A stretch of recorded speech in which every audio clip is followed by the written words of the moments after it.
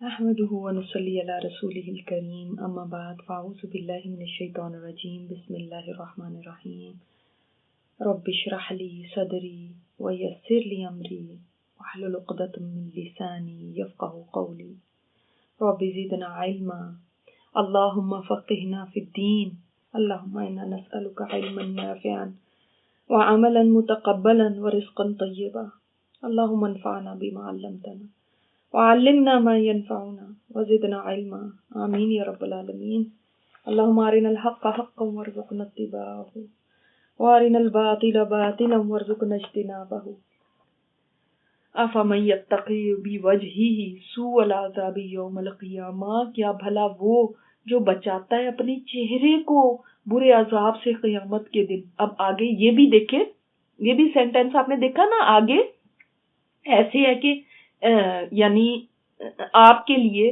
چھوڑ دیا گیا کہ آپ خود اس چیز کو اندازہ کریں کہ کیا وہ اس کے برابر ہے جو عذاب میں نہیں اور بے خوف ہو کے بیٹھا ہوا ہے، جو عذاب سے محفوظ ہو گیا. ایک وہ ہے جو بچا رہا ہے اپنے چہرے کو برے عذاب سے قیامت کے دن. کیا مطلب ہوا؟ یعنی جو جہنم میں ڈالے جائیں گے ان کے ہاتھ اور پیر باندھ دیے جائیں گے، ہاتھ پیر باندھ کے گھسیٹ کے لے جایا جائے گا جہنم میں. لیکن ان لوگوں کے جب عذاب ملے گا تو انسان کوئی بھی چیز اگر خطرناک چیز بندے کی طرف آ رہی ہو تو وہ سب سے پہلے کس چیز کو بچاتا ہے؟ اپنے چہرے کو. کیا کرتا ہے انسان؟ کوئی بھی اچانک سے کہیں سے کچھ آ رہا ہے، ایسی چیز ہوا میں آ رہی ہے اڑتی ہوئی، تو آپ سب سے پہلے اپنے ہاتھ اپنے چہرے کے آگے رکھتے ہیں کہ میرے منہ پہ نہ کوئی چیز آ جائے.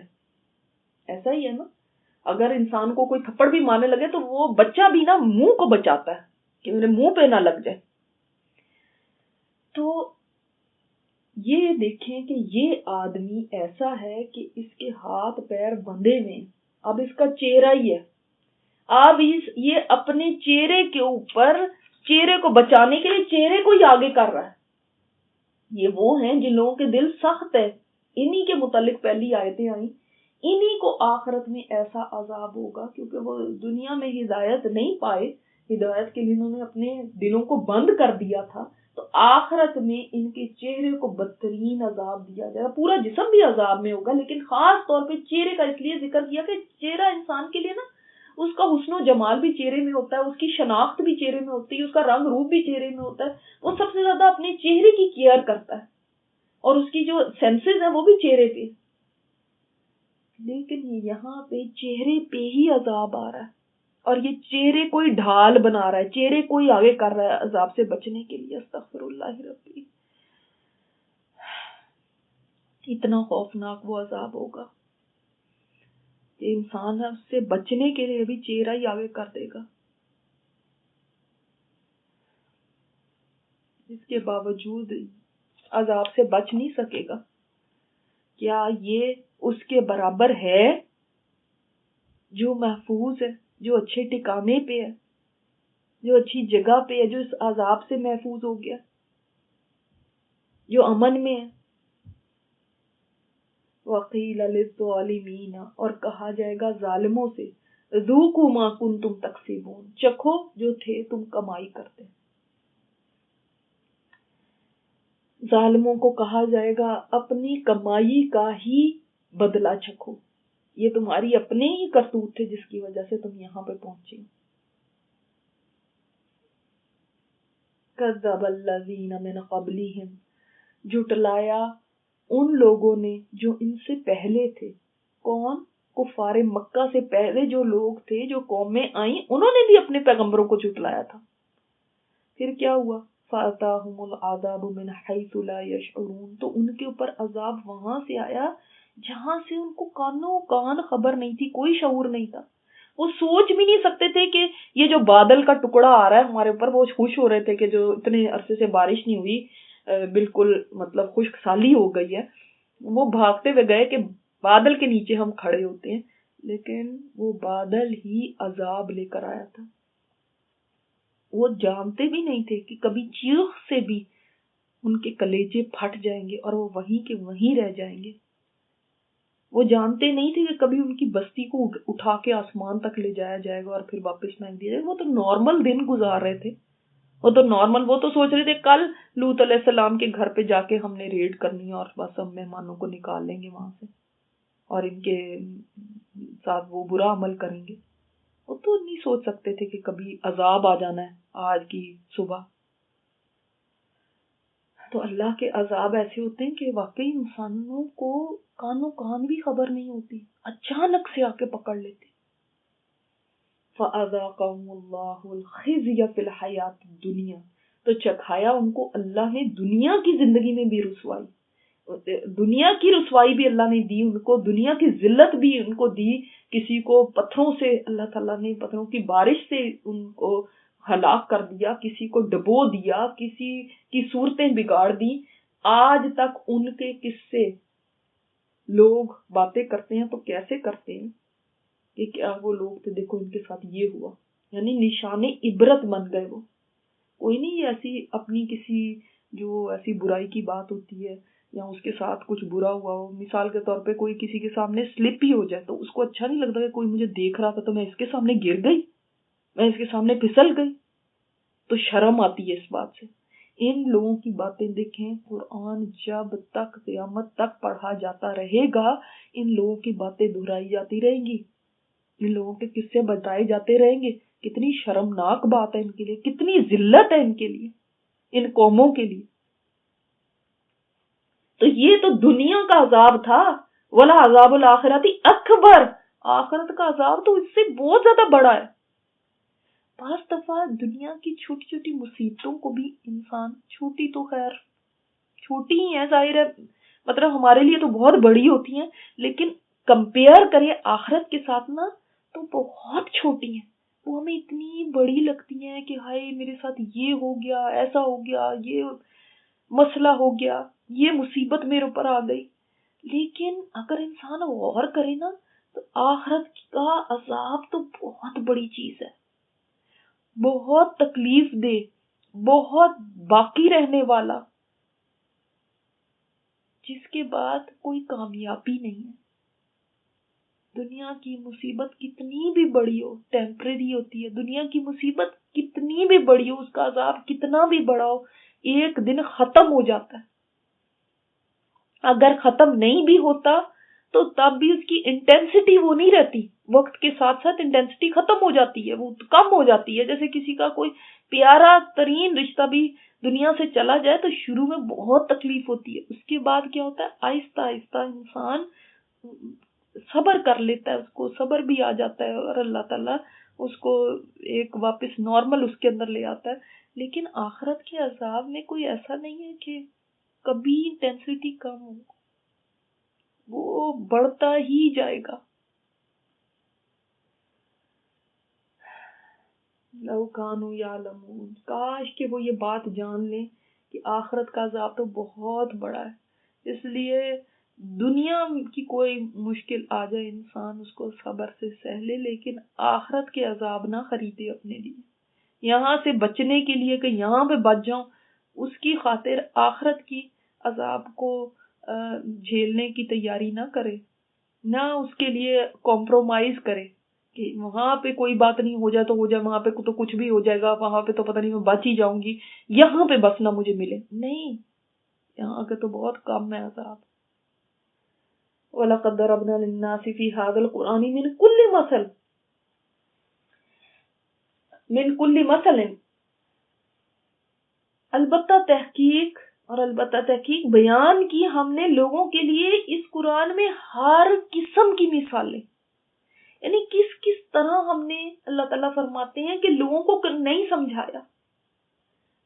دیکھیں آپ خود ہی، ہم اب 23ویں پارے پہ پہنچ گئے.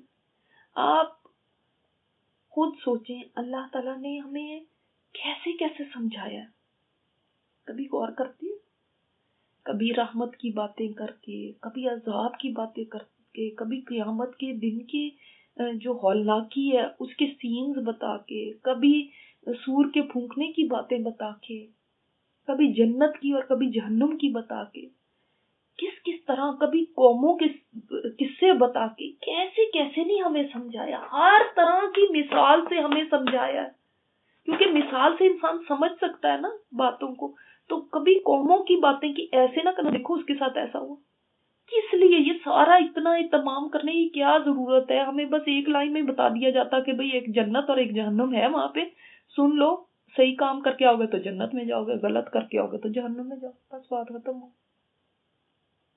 یہ کر لو گے تو جنت میں چلے جاؤ گے، یہ کر لو گے تو جہنم میں چلے جاؤ گے، لسٹ ایک دے دی جاتی. لیکن یہ اللہ تعالیٰ کی ہمارے لیے کیئر ہے، محبت ہے کہ اس نے ڈفرینٹ سٹائلز میں ڈفرینٹ طرح سے دل نشین پیرائے میں ہمیں بتایا کہ جو دل میں گھر کر دینے والی، دل کو نرم کر دینے والی اس طریقوں سے ہمیں بتایا. کیا مشکل تھا ایک لسٹ دینا، ڈو دس، ایک ڈو کی لسٹ ہوتی ہے، ایک ڈونٹ کی لسٹ ہوتی. ڈو دس دس دس دس دس، جھوٹ نہیں بولنا، رشوت نہیں لینی، سود نہیں کھانا، شراب نہیں پینی، یہ کی لسٹ کون سی مشکل تھی؟ یہ تو اس کے لیے تو 30 پارے کی بھی ضرورت نہیں تھی، ایک ہی پارے میں آ جاتی. ایک ڈونٹ کی لسٹ ہوتی. پھر اتنے اہتمام کی کیا ضرورت تھی؟ اتنی طرح سے بتا کے، ایسے کر کے، اس طرح کر کے، کیسے کیسے الفاظ لا کے کیوں بتایا گیا؟ لعلہم یتذکرون، شاید کہ وہ نصیحت پکڑ لیں. اس سے پتہ چلتا ہے کہ اللہ کی چاہت یہی ہے کہ انسان نصیحت پکڑ لے. یہ نہیں کہ اللہ چاہتا ہے کہ کسی کو عذاب دے. اللہ تعالیٰ نے تو فرمایا وہ اللہ تمہیں عذاب دے کے کیا کرے گا؟ اگر تم شکر ادا کرو، تم ایمان لے کر آؤ، اللہ کیا کرے گا تمہیں عذاب دینے کا؟ اس کو کوئی شوق ہے تمہیں عذاب دینے کا؟ اس کو کوئی شوق ہے تم لوگوں کو جہنم میں ڈالنے کا؟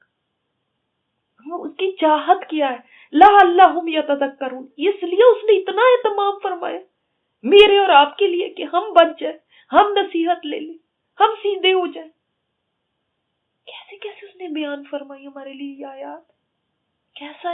کیسا پیارا قرآن ہمارے لیے اتارا جس میں اس طریقے کے ساتھ بات کی جاتی ہے.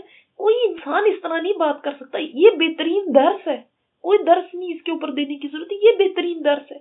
جس کو یہ سمجھ آتا ہو، جس کو اس کے الفاظ کی سمجھ ہو، ان کی ڈیپتھ ہو، پھر وہ پڑھتا ہے تو پھر اس کے آنسو رواں ہو جائے، پھر اس کے دل پہ اترنے لگتا ہے، پھر وہ سیدھا چلنے لگتا ہے. یہ اس کی حکمت تھی اس طرح سے اس کو بیان کرنے کی. ورنہ بیان بہت بہت آسان تھا کہ ایسے جیسے میں نے آپ کو بتایا لسٹیں دے دی جاتی. یہ تو بہت یعنی کوئی ایسی بات نہیں تھی. اللہ تعالیٰ نے یہ سارا اہتمام ہمارے لیے کیا تاکہ ہم نصیحت حاصل کر لیں، غفلت چھوڑ دیں، ہوش کر لیں، ہوش میں آ جائیں. ابھی بھی قرآن عربین، قرآن عربی زبان میں نازل فرمایا، یعنی کیونکہ اس کے فرسٹ جن کو یہ قرآن مخاطب کرتا ہے وہ عربی لوگ تھے، تاکہ کوئی لوگ یہ نہ کہیں کہ لو جی ہم تو عربی زبان بولتے ہیں، یہ کون سی زبان میں نازل ہوا ہے یہ قرآن، یہ تو عجمی زبان میں نازل ہوا ہے تو ہمیں کہاں سمجھ آئے گی. اس لیے اس کو ان کی زبان میں نازل فرمایا اللہ تعالیٰ نے، اور ان لوگوں نے اس کو لے کے پھر پوری دنیا میں گھومے، ان کی زندگیاں بدل گئی اس قرآن سے. تو عربی میں اسی وجہ سے نازل فرمایا تھا. ایک تو عربی میں بلاغت بہت ہے، جس طرح سے عربی کے ایک ایک ورڈ میں آپ کو دیکھتے ہیں نا، ایک ورڈ ہوتا ہے اور اس کے کتنے معنی ہوتے ہیں، کتنی کمپریہنسو لینگویج ہے. تو عربی، اور دوسری بات یہ کہ عربی لوگ تھے، انہوں نے سیکھا پھر انہوں نے آگے سکھایا. غیر ذی عوج، اس میں کوئی عوج نہیں ہے، کوئی ٹویسٹ نہیں ہے، کوئی ہیر پھیر کر کے باتیں نہیں کہی گئی کہ کسی کو سمجھ ہی نہ آئے. ایسے بعض لوگ بات بھی ایسے کرتے نا، وہ بات کچھ کرنی ہوتی ہے، کبھی ادھر جائیں گے، ادھر جائیں گے، ادھر گھوم پھر کے وہاں تک پہنچیں گے. آپ سوچتے ہیں اس میں بات اس نے کرنی کیا تھی؟ آپ دیکھنے کوئی لوگ اپنا مسئلہ بیان کرتے ہیں، وہ اتنی لمبی ای میل لکھیں گے کہ اب یہی نہیں سمجھ آتی کہ اس میں آنسر کس بات کا چاہیے بھائی. وہ ایسے وہ جو غیر ضروری باتیں، جو ادھر ادھر کی باتیں سب اس کے اندر. قرآن میں ایسا کوئی ٹویسٹ نہیں ہے، کوئی ایسی بات نہیں جو انسان کو الجھا دے. ہر بات بالکل سیدھی ہے، کلیئر ہے، واضح ہے. اب یہ جو لوگ کہتے ہیں نا نہیں ہمیں تو سمجھ نہیں آتی، یہ ہمارے اپنے بہانے ہیں، ورنہ قرآن کہہ رہا ہے اس میں کوئی ٹویسٹ نہیں ہے. ایک عام فہم عام جو بالکل یعنی پڑھا لکھا نہیں ہے وہ بندہ بھی سمجھ سکتا ہے، اتنا کلیئر ہے یہ. بدو لوگ سمجھ لیتے تھے. لعلہم یتقون، کس لیے اللہ تعالیٰ نے اتنا اسٹریٹ فارورڈ ہے، سمپل ہے سمجھنے میں. آپ اگر دیکھیں ایون اس کے عربک جو ہے وہ بھی سمپل ہے. آپ حدیث اٹھا کے دیکھیں، جو آپ کو کبھی حدیث پڑھنے کا اتفاق ہو تو حدیث کی عربی نا کافی مشکل ہے اور یہ بہت آسان ہے. آپ دیکھ رہے ہیں تب سے آپ نے جتنے پارے پڑھ لیے الحمدللہ، اور آپ نے صحیح طرح پڑھا ہو تو اب آپ کو بہت ہی کم الفاظ ہوں گے جو آپ کو نئے سرے سے یاد کرنے پڑے، سب وہی ریپیٹ ہو رہے ہیں. تو یہ سب کس لیے؟ ہمارے لیے بھی آسان کر دیا گیا. اللہ تعالیٰ نے اس قرآن کو آسان کیا ہے. وَلَقَدْ يَسَّرْنَا الْقُرْآنَ لِلذِّكْرِ فَهَلْ مِن مُدَّكِرٍ. اللہ تعالیٰ نے تو فرمایا ہم نے تو قرآن کو آسان کر دیا، کوئی ہے پھر نصیحت پکڑنے والا. اسی لیے آسانی کی ہے کہ تم لوگ سمجھ سکو اس کو. اب ہم ایک دن بھی ایک اپنی زندگی کے وقت ہی ذرا سا بھی لگانا نہ چاہیں اور ہمارے لیے فورن لینگویج آئیے تو پھر ہمارا قصور ہے. قرآن تو اللہ نے آسان کیا. اب ہمیں عربی نہ جانتے ہوئے بھی، گرامر نہ جانتے ہوئے بھی اگر ہم قرآن کو سمجھ سکتے ہیں تو الحمدللہ. یہ کس لیے اللہ تعالیٰ نے ایسا کیا ہے، اتنا اس کو اسٹریٹ اور اتنا واضح اور کوئی کنفیوژن نہیں ہے اس کے اندر. کیوں ایسا بنایا؟ لعلہم یتقون، شاید کہ وہ بچ جائیں. کس سے بچ جائیں؟ عذابوں سے بچنے کے لیے اپنا انتظام کر لیں. شاید کہ وہ ایسا اللہ ڈر کے، اللہ جیسے تقوی کا معنی ڈر بھی کیا جاتا ہے نا، ڈر کے اللہ کی نافرمانی چھوڑ دیں، ابھی بھی ڈر جائے، ابھی بھی ان کو سمجھ آ جائے، ابھی بھی اپنی زندگیاں بدل لیں. اس کے بعد اللہ تعالیٰ نے یہاں پہ مثال دیا، وہی کمپیریزن ہے مگر یہاں پہ آپ نے دیکھا پہلے کمپیریزن آیا شرح صدر والا جس کے اندر ایک مومن کی بات کی گئی کہ وہ کیسے اس کا سینہ کھل جاتا ہے، اور قاسیہ والے کی بات نہیں کی گئی. دوسری مثال کے اندر ہم نے دیکھا کہ ایک ایسے بندے کی بات کی گئی جو اپنے چہرے سے ہی آگ کے آگے کرتا ہے، چہرے کوئی ڈھال بناتا ہے، چہرے کوئی شیلڈ بناتا ہے آگ سے بچنے کے لیے. کسی کے ہاتھ پیر باندھے ہوں تو وہ کیسے ایسے چہرے کو کرتا ہے نا، یہ چہرے کوئی آگے کر رہا ہے میں کسی طرح بچ جاؤں آگ سے. تیسری مثال یہاں پہ اب دونوں کی مثال دی گئی، جو ایک وہ ہے جو شرک کرنے والا ہے مشرک، اس کی مثال کیسے ہے، اور دوسرا وہ ہے جو توحید پہ ہے اس کی مثال کیسے ہے. تو ان دونوں کی بات کی گئی یہاں پہ. ضرب اللہ مثلا، بیان فرماتا ہے اللہ تعالیٰ تمہارے لیے مثال. ابھی بات ہوئی کہ مثال کیوں بیان کی جاتی ہے، تاکہ ہم اس سے نصیحت پکڑ لیں. رجلا، ایک شخص کی، فیہ شرکاء، اس میں کئی شریک ہیں، فیہ اس میں کئی شریک ہیں، یعنی ایسے سمجھ لیں کہ ایک غلام 3-4 لوگوں نے مل کے خرید لیا. اب وہ جو 3-4 لوگوں نے خریدا وہ سارے پارٹنر ہیں نا اس میں. اب وہ غلام سب کا ہی ہو گیا، سب نے ایکول پیسے ڈال دیے، سب کا غلام ہو گیا. لیکن وہ جو چاروں ہیں متشاکسون، وہ آپس میں بھی اچھے، ایسے نہیں ہے کہ بڑے اچھے اس پہ وہ جھگڑالو سے ہیں، وہ یعنی ایک دوسرے کے ساتھ بھی ضد رکھتے ہیں، ایک دوسرے کی بھی بات نہیں مانتے، ایک دوسرے کے ساتھ بھی مطلب ہے کہ ان کی بنتی نہیں ہے. اب سوچیں کہ ایسے غلام کا کیا حال ہو. آپ اس کی مثال اس طرح سمجھ لیں، چلے غلام نہیں، آپ کو سمجھ آتا ہے ہمارے ملک میں میڈز ہوتی ہیں، وہ جو ایک ماسی ہوتی ہے وہ 3-4 گھروں میں کام کرتی ہے. اب آپ کو آئے دن اس سے شکایت ہوئی ہے، اب وہ آ رہی ہے، اب تم 2 بجے کیوں آئی، اب تم 3 بجے کیوں آئی، صبح سے کیوں نہیں آتی، وہ ایسے کیوں نہیں ہوتی، تم نے میرا کام اتنی دیر کیا، ان کے گھر تم اتنی دیر لگا آئی، اور ایسے اس کو ڈانٹ پڑ رہی ہوتی ہے. اب وہ بیچاری کہہ رہی تھی میں کس کس کے گھر صبح سویرے پہنچوں، ان کے گھر جاؤں یا ان کے گھر جاؤں یا آپ کے گھر آؤں، یا اب فلانی باجی نے مجھے روک لیا تھا، اس کا آج زیادہ کام تھا، ایسے تھا. اب آپ بھی ڈانٹ رہے ہیں، وہ دوسرے گھر جا رہی ہے، وہاں پہ بھی اس کو ڈانٹ پڑ رہی ہے. اب وہ کس کو راضی کرے؟ ایک دن ایک باجی کو راضی کر دیا تو دوسری ناراض ہے، اور دوسرے دن دوسری کو کیا تو پہلی ناراض ہو گئی. اس کے لیے تو مصیبت ہے نا ایک، ٹھیک ہے. دوسری ایک ہے ماسی جو آپ کے گھر ہی کام کرتی ہے، وہ آتی ہے ٹائم پہ، سارا وقت آپ کو ہی دیتی ہے. آپ کو یہ بھی ہے کہ یہ میرے ساتھ ہی سنسیئر ہے، اور آپ کو وہ بہت اچھی لگتی ہے کیونکہ وہ صرف آپ کی ہی ہے اور کہیں جگہ جگہ جا کے نہیں بیٹھتی. سب کو وہ اچھا لگتا ہے جو اس کے ساتھ سنسیئر ہوتا ہے نا. کسی کو وہ نہیں اچھا لگتا، وہ وہاں پہ بھی ہے، وہاں پہ بھی ہے، وہاں پہ بھی ہے. اس کی سنسیریٹی پھر کس کے ساتھ ہے، اس کی وفاداری کس کے ساتھ ہے؟ کسی ادارے میں بھی ہو تو ایسا ہی ہوتا ہے. بلکہ وہ لکھوا لیتے ہیں شروع میں کہ آپ نے اب ہمارے پاس جاب کرنی نا، کہیں اور نہیں جاب کرنی، بس آپ ہمارے ہی یعنی بن کے رہیں. اب آپ کہیں اور ہمارے کمپیٹیٹر کے پاس نہیں جا سکتے، کبھی اس کو نہیں یہ بات کر سکتے. یہ مطلب آپ جاب مارکیٹ میں بھی ایسا دیکھتے کہ وہ چاہتے ہیں ہمارے ساتھ ہی سنسیئر ہو. یہ نہیں ہر جگہ ہی جا رہا ہے اور ہر جگہ ہی اس نے پیر اٹکایا ہوا ہے، ادھر بھی گھسا پڑا ہوا ہے، ادھر بھی ہوا ہوا ہے، ادھر بھی اپنی ٹانگ اڑائی ہوئی ہے. تو کوئی بھی اس کو اپنے ساتھ پھر سنسیئر نہیں سمجھتا، وہ کسی ایک کو بھی نہیں خوش کر سکتا. یہ بات ہوتی ہے. دوسرا ایک بندہ ہے وہ رجلن سلما لرجل، ایک بندہ ہے وہ سلامت ہے ایک کے لیے، مطلب کیا، ایک کا ہی غلام ہے، وہ ایک کے ساتھ ہی سنسیئر ہے، ایک کے ساتھ ہی ایک کا ہی بنا ہوا ہے. تو اب مجھے بتائیں زیادہ کس کے اندر فائدہ ہے؟ میں مالکوں کی نہیں بات کر رہی، اس غلام کی بات کر رہی. اس غلام کے لیے پیس آف مائنڈ کہاں ہے؟ اس غلام کو کہاں پہ سکون ملے گا؟ ایک جگہ جہاں پہ وہ تانے بھی سنتا ہے، ڈانٹے بھی سنتا ہے، پھر اس کو در در کی ٹھوکریں بھی کھانی پڑتی ہیں، کبھی ادھر جاتا ہے کبھی ادھر جاتا ہے، اس کو راضی کر رہا ہے کبھی اس کو راضی کر رہا ہے. وہ تو ایک مشکل میں پڑا ہوا ہے، ایک مصیبت میں پڑا ہوا ہے. دوسری طرف ہے ایک کو ہی راضی کرنا ہے، اس محنت کے ساتھ اس کا ہی کام کرے گا تو وہ راضی ہو جائے. اب بتاؤ کہ ان میں سے بہتر کون سا ہے؟ ظاہر ہے دوسرا والا بہتر ہے نا، وہ اچھا رہ گیا نا. اسی طرح اس کی مثال ہے، ایک ہے مشرک جس کے کئی آقا ہیں، وہ کبھی اس دیوی کے پاس، کبھی اس کے نام کی پوجا، کبھی اس کے نام کے چڑھاوے، کبھی اس کے نام کی نظر و نیاز، کبھی اس کے. دوسری طرف وہ ایک آقا کا غلام ہے اور صرف اسی کے آگے سجدہ کرتا ہے، اسی کے آگے دعائیں کرتا ہے. وہ کہتا ہے تو ہی ہے بس میرا، میں نے جانا ہے تو میں نے اور کس در پہ جانا ہے، میرے پاس تو کوئی اور در ہے ہی نہیں. تو وہ جو مالک ہوتا ہے نا، اس کو بھی پتا ہے کہ یہ میرے در کا ہی فقیر ہے، اس کو بھی پتا ہے یہ جائے گا تو جائے گا کہاں، اس بیچارے کا تو صرف میں ہی ہوں نا.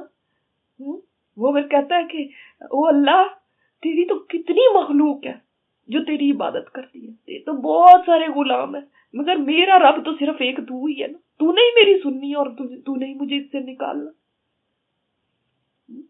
تو مالک کو بھی اس کے اوپر رحم آتا ہے نا. پھر مالک کو بھی پتا ہے کہ یہ میرا ہی ہے، بس اس نے مجھے ہی آسرا بنایا، اس کا سہارا میں ہی ہوں.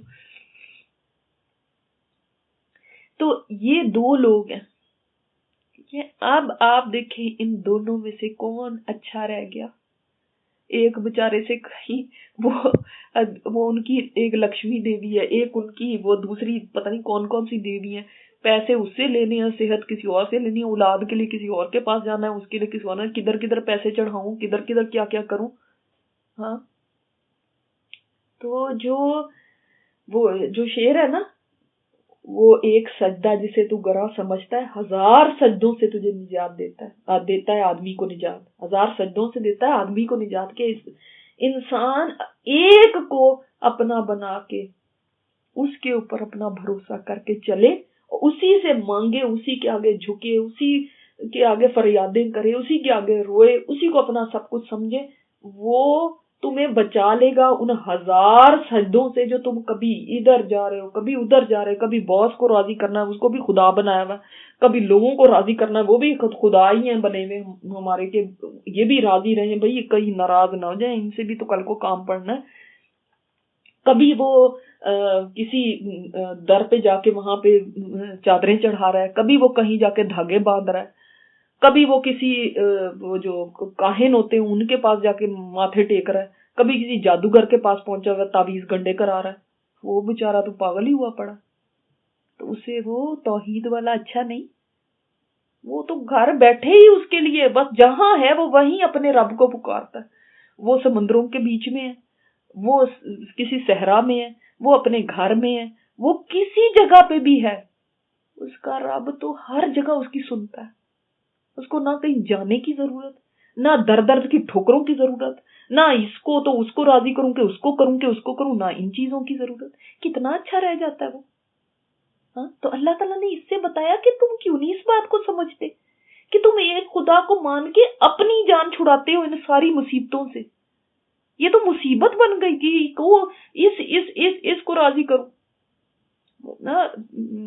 کئی لوگ کہتے ہیں کہ بیٹی بھی دینی ہے تو ایسے سسرال نہ ڈھونڈو جن میں بہت بڑی فیملی ہو. وہ کہتے ہیں جی وہ جی اتنے لوگوں کو کون راضی کرتا پھرے گا, ہماری بیٹی اتنی بھی کیا خدمت کرے گی, چھوٹی سی فیملی ہوگی تو چلو تھوڑے سے لوگ ہوں گے, انہی کے ساتھ تو ان کو راضی کرنا تو آسان ہے. لیکن نا انسان کی ایک سوچ ہوتی ہے, اسی بات کو ہم اس وقت نہیں سمجھتے جس وقت ہم عبادت میں اوروں کو شریک کر لیتے, تب نہیں یہ بات سمجھ آتی کہ اللہ تعالیٰ نے تو ہمیں نجات دے دی اتنی رسوائی سے کہ ہم کہاں کہاں جاتے, کس کس کی منتیں کرتے, کس کس کے پیر پکڑتے, کس کس کے آگے ہاتھ جوڑتے. اللہ نے تو سب سے ہمیں نجات دے دی, ایون انسانوں کی غلامی سے ہمیں نجات دے دی, زندوں کی بھی, یہ نہیں کہ صرف مردہ, زندوں کی بھی غلامی سے نجات دے دی. یہ نہ سمجھو کہ اس آفیسر کے ہاتھ میں تمہاری چیز ہے, یہ نہ سمجھو اس ڈاکٹر کے ہاتھ میں تمہارے شفا ہے, یہ نہ سمجھو کہ یہ پیر صاحب تمہارا کام کر سکتا ہے, یہ نہ سمجھو کہ یہ اس نظار پہ جا کے تمہاری مراد پوری ہوتی. تم مجھ سے مانگو, ادعونی, اللہ تعالیٰ نے فرمایا مجھ سے دعا کرو, میں جو ہوں. پھر اتنی ساری جگہوں پہ ہمیں ذلیل ہونے سے اللہ نے بچا لیا, ہم پھر جا کے وہاں پہ پتہ نہیں کیوں پہنچ جاتے. جہاں ایمان کمزور ہوتا ہے نا تو تب انسان یہ حرکتیں کرتا ہے. ایک اللہ پہ بھروسہ کرو, ایک اللہ ہے نا, اللہ کلی شیء قدیر, پھر مجھے کہیں اور جانے کی کیا ضرورت. حل یستویانی مثلا, اللہ تعالیٰ نے سوال پوچھا کیا دونوں برابر ہو سکتے ہیں مثال میں, بتاؤ. الحمدللہ, ظاہر ہے اب جواب اس کا ہوگا کہ نہیں, بالکل برابر نہیں ہو سکتی. تو ایک لے پرسن کو بھی یہ بات سمجھ آ جاتی ہے, ایک ان پڑھ کو بھی یہ بات سمجھ آ جائے گی کہ نہیں جی دونوں برابر نہیں ہو سکتے. تو فرمایا الحمدللہ کہ شکر ہے تمہیں یہ بات تو سمجھ آ گئی نا. بل اکثرہم لا یعلمون, لیکن اکثریت ان میں سے علم نہیں رکھتی. یہ بات پتہ نہیں کیوں سمجھ نہیں آتی. ہم تو سوچتے علم وہ ہے کہ جس کے پاس ڈگری ہو, لیکن یہاں پہ کیا کہا گیا کہ یہ اکثر علم ہی نہیں رکھتے. یعنی اگر ان کو یہ بات نہیں سمجھ آئی تو ان کے پاس علم نہیں ہے, ان کو یہی بات نہیں سمجھ آئی, اتنی سمپل بات.